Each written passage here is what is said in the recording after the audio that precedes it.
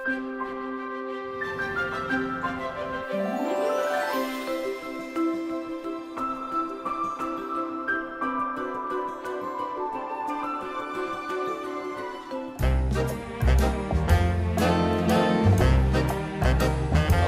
88 through 97, Harry's 60s, the decade of grandbabies.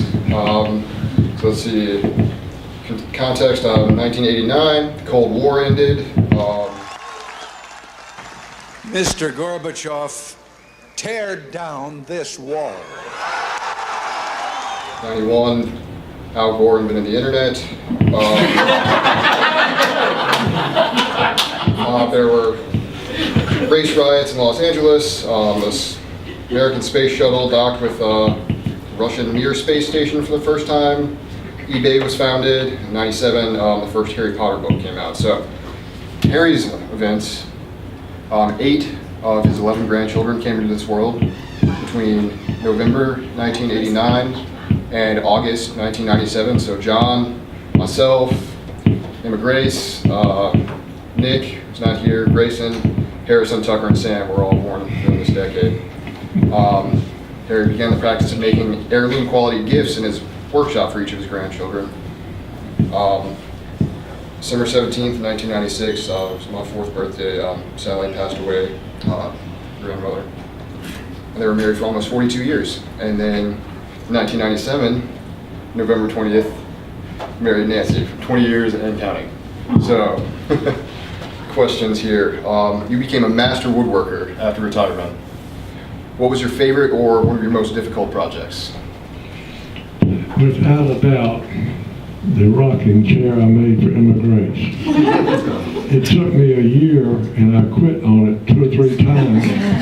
And a lot of you don't know what that was. It was a child's rock, actually a glider, and it had a cane back and a cane bottom. And it was called blind caning because the holes didn't go all the way through. You had to cut each piece of the cane to the exact length from one hole to the other hole it went in, and you had to keep adding cane in that hole until you finished the whole thing. In other words, it's extremely tedious, it's extremely easy to get mixed up. And I was standing in line one time at a woodworking store where they had invited in a famous woodworker, and I was getting him to autograph a book that he had written. And the 2 guys in line with me that both did chair caning, and I heard one of them say, I did one blind cane job, chair caning job, and I'll never do another one. Do you still have that? I do. Yeah. Okay, the next one is, do you have any favorite stories about your grandkids? Gosh, so many of them.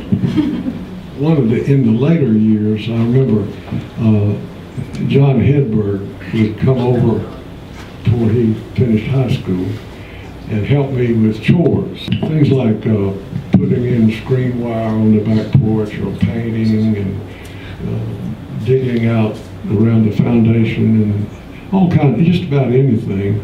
And one day he was climbing a ladder to put up, I think he was going to paint or put up some screen. And I said, John, why don't you take my tool belt and use that? You could carry all the stuff you need with you.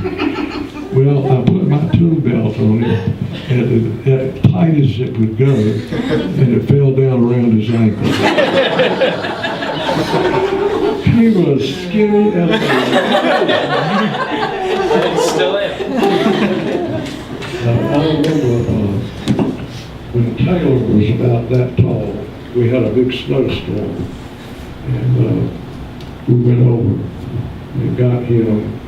He lived just a few blocks away, and we had a sled that had been passed down through the family that was probably originally made in the late 1900s, about 1917.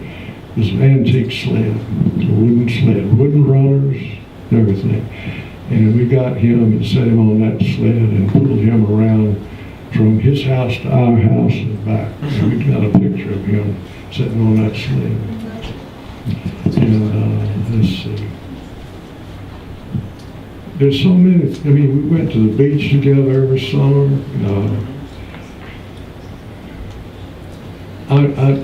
I guess my mind is overloaded. I can't think of something else. Anyway, I've had a wonderful life. 2 great wives and 5 great children, all of which are good people, and they all married good people and had good grandchildren. So I feel very, very welcome. So kind of following up on that, what has been your favorite vacation spot? Probably Corral. That's where we went most, and I really still miss that. And the last one on here is, what is the most awe-inspiring sight you think you've witnessed in your life? Probably the Grand Canyon. Oh, yeah. That's a good one. I remember you standing on the edge of it with that little Argus camera, looking through there going, they're never going to believe this. Just, you couldn't capture the grandeur of it all. You guys remember the chiffon commercial they were shooting? Yep, they were shooting. by? It's not nice to mess with Mother Nature. Yeah. Let's with Mother Nature. I remember the twins jumping over a ledge, making Mom think that they jumped over. Popped up to say, "Surprise!"